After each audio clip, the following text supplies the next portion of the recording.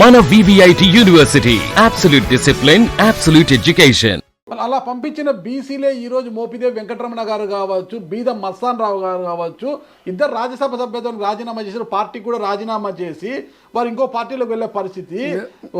బల్లి కళ్యాణ్ చక్రవర్తి ఎమ్మెల్సీ పదవికి రాజీనామా చేశారు. భార్యాభర్తలు ఇద్దరు కలిసి నిన్న రాజీనామా చేశారు పార్టీకి కూడా. అదే కోవలోని యేసరత్నం కూడా పయనించే పరిస్థితి. ఈ రోజు జగన్మోహన్ రెడ్డి మళ్ళీ ముఖ్యమంత్రి అయి ఉంటే ఈ మహానుభావులందరూ ఎవరికో 10 లక్షల కోట్లు ఇస్తానంటే కూడా ఒకరు కూడా పోయి ఉంటుంది సార్. ఇప్పుడు ఎట్ట అయిపోయిందంటే కోట్లు ఇస్తే ఎందుకు పోరండి? నేను సార్ నేను నీకు మాట చెప్తున్నాను.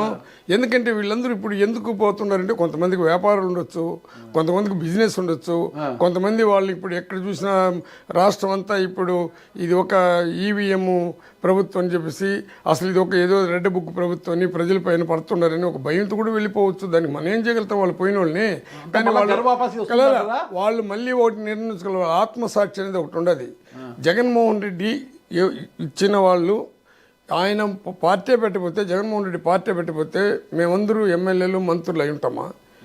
ఈ రోజు ఎమ్మెల్యేలు మంత్రులు అయిన నేను డిప్యూటీ సీఎం అయిన మంత్రి అయి ఉన్నాను కదా సార్. అందులో నేషనల్ పార్టీలో నన్ను మంత్రి చేసేదానికి ఎవడన్నా ముందుకు వస్తాడా? ఈవెన్ రాజశేఖర రెడ్డి వాళ్ళు కూడా కాలేకపోయింది. ఆయన పార్టీ పెట్టకపోతే కూడా చాలా మంది ఎమ్మెల్యే లెవెల్ కాదు, మంత్రుల లెవెల్ కాదు, అది వేరే. తెలంగాణలో కేసీఆర్ గారు టీఆర్ఎస్ పార్టీ పెట్టకపోయి ఉంటే చాలా మంది ఎమ్మెల్యే లెవెల్ కాదు, మంత్రుల లెవెల్ కాదు. ఈ రోజు అది వేరే ఇష్యూ. ఎవరైనా పార్టీ పెడితే వచ్చిన వాళ్ళు సర్వీస్. జగన్మోహన్ రెడ్డికి ద్రోహం చేసిపోయిన పార్టీలో చాలా మంది పోయినారు. ఒకవేళ ఎమ్మెల్యేలు కూడా అయి ఉంటారు, మంత్రులు కూడా మళ్ళీ అయి ఉంటారు. మళ్ళీ ఇప్పుడు 23 మందిలో పోయినారు కదా. ఈ 23 మందికి కొంతమందికి చంద్రబాబు నాయుడు మళ్ళీ ఎమ్మెల్యేలు చేసినారు కదా.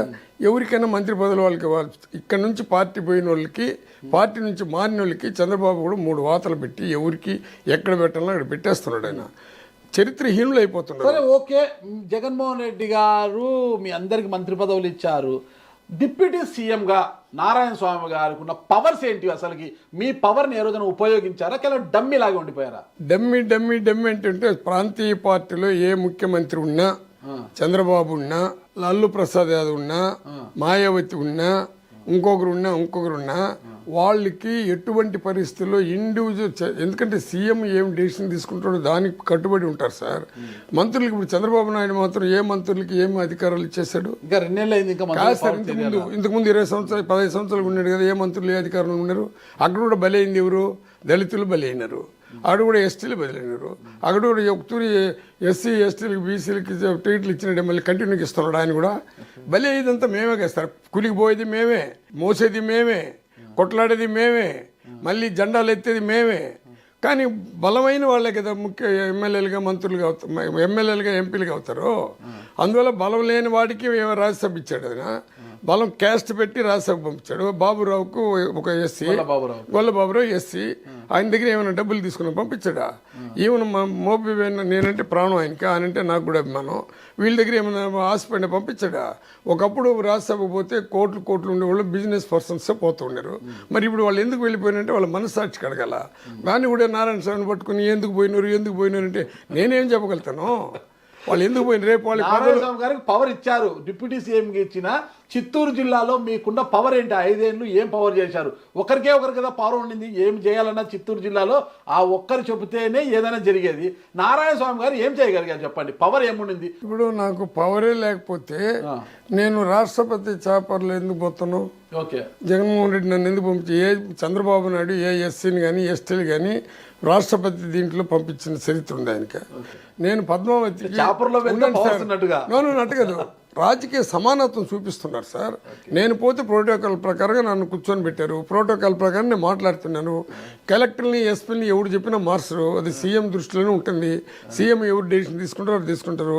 అటు ఎత్తుకుంటే నాతో ఎవరు కూడా పెద్దిరెడ్డి రామచంద్రారెడ్డి గారు ఇలా చెప్పితే అలా పని అయిపోయేది కదా. నా పైన ఆయన కూడా పెత్తనం చేయలేదా? ఒకవేళ ఇప్పుడు మీరు చెప్పినట్టు డిప్యూటీ సీఎం అయినాను ఇంక వీడికి రాజకీయ సమానత్వం లేకుండా పోవాలని కొంతమంది పావులు కలిపితే దాంట్లో అందరూ చేతులు కలిపినారేమో, కానీ నన్ను మాత్రం ఎప్పుడు నన్ను ఇంచపరిచి కానీ ఒక రకంగా మాట్లాడేది కానీ నన్ను ఇప్పుడు చేయలేదు. ఎందుకు మీకు పెద్దిరెడ్డి రామచంద్రారెడ్డి గారు అంత భక్తి?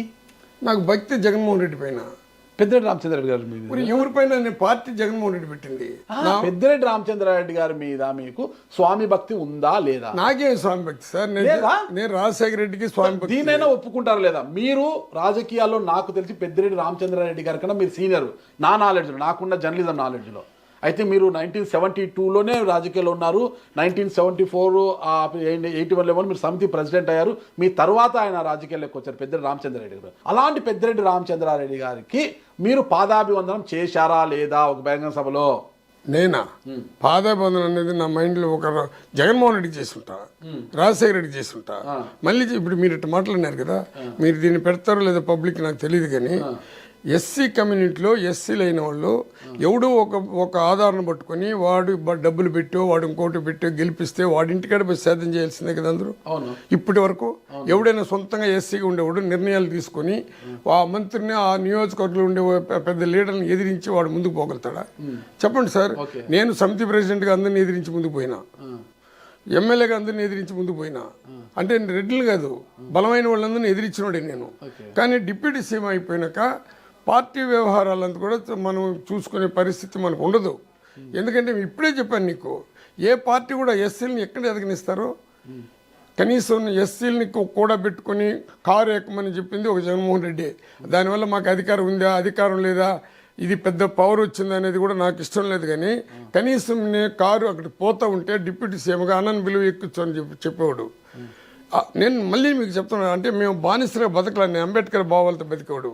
ఈరోజు నా పరిస్థితి ఎట్లుండదంటే, ఇంతకుముందు 3 తూర్లు అడిగినారు, మీరు ఒక డిప్యూటీ సీఎం గుండి నిన్ను 5 సంవత్సరాలు పెట్టుకొని నిన్నెందుకు ఆడిచ్చిందానికి. నేను ఫస్ట్లోనే జగన్నానికి చెప్పిన, ఈ తూరి మా పాపకి ఇవ్వండి సర్టిఫికేట్ అని చెప్పిన. ఆమెకు కానీ ఇస్తామని చెప్పి కానీ కంటిన్యూగా చేస్తుంటే పాప ఓడే ప్రశ్న కూడా ఉండదు. మాది ఏమైపోయిందో కన్ఫ్యూజన్ స్టేజ్కి పెట్టేసినారు. మీరు చెప్పినట్టు ఒక డిప్యూటీ సీఎం నింది నువ్వు ఎంపీకి పోను, ఎమ్మెల్యేకి పోను, ఎంపీకి పోను, ఎమ్మెల్యేకి పోను ఆడిచ్చేది ప్రజలకందరూ కూడా ఆడిచ్చినారు అనేది భావన వాళ్ళకి కూడా ఉంది. కడన నువ్వు చెప్పినట్టు జగన్మోహన్ రెడ్డి నన్ను ప్రేమతో చూశాడు కాబట్టి నా బిడ్డకి ఇవ్వాలనుకున్నాడు. నువ్వు ఇప్పుడు చెప్పారు కదా నా గాలికి గెలుస్తారని, ఆ దృక్పథంతో మా పాపకి ఇస్తే గెలుస్తాడు, పొలిటికల్గా వాళ్ళని ముందుకు తీసుకొని రావచ్చు అని ఒక ఆలోచనతో కూడా జగన్మోహన్ రెడ్డికి ఉండొచ్చు. మీకు జగన్మోహన్ రెడ్డి గారికి మీ పట్ల చాలా అభిమానం ఉంది కాబట్టి మీ కుమార్తెకు ఎమ్మెల్యే టికెట్ ఇచ్చారు కదా. మీ ఆవిడ పరంజ్యోతి గారిని జెడ్పీ చైర్మన్ చేసుకోవాలని మీరు అనుకున్నారు. అందుకే కార్వేటి నగరం నుంచి మీ భార్యని ఏకగ్రీవంగా గెలిపించుకున్నారు, ఏకగ్రీవం చేసుకున్నారు, పోటీ లేకోకుండా ఏకగ్రీవం చేసుకున్నారు. కానీ జెడ్పీ చైర్మన్ కాకోకుండా అడ్డుకుంది ఎవరు? అది ఓసుకొచ్చింది కదా సార్.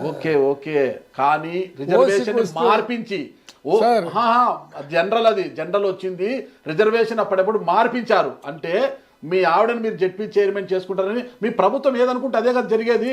రిజర్వేషన్లన్నీ కూడా మీకు మనస్ఫూర్తిగా 3 పర్యాలు దండం పెట్టి చెప్తున్నాను. మాకు రిజర్వేషన్లు ఏ విధంగా గుప్తా అని అడిగితే తెలుస్తుంది. కలెక్టర్ గారు ఉన్నాడు, ఎవరా కలెక్టర్ గారు మాకు అదే భరత్ గుప్తా, ఆయన అడిగి తెలుస్తుంది.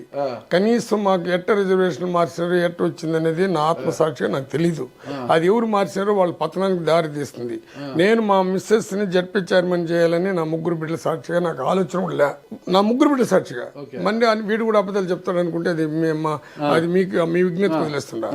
అక్కడ ఏమైందంటే లేడీకి ఇచ్చే లోపల అక్కడ మా లీడర్లో మా ఎస్సీలో కూడా మొత్తం జెంట్స్ కావాలనుకుంటున్న వాళ్ళు కూడా సైలెంట్ అయినారు. అప్పుడు మా పాపకు పెట్టాలనుకునేది వాస్త నేను ఎవరినే ఈ కృపాలక్ష్మికి, ఆమెకి అక్కడ మున్సిపాలిటీలో ఓటు ఎక్కుంది కాబట్టి అక్కడ ఓటు ఎక్కులే. ఇంకా ఎవరు ముందుకు రాలేదు కాబట్టి మా పాపని మా మిస్సెస్ని పెట్టాల్సి వచ్చింది.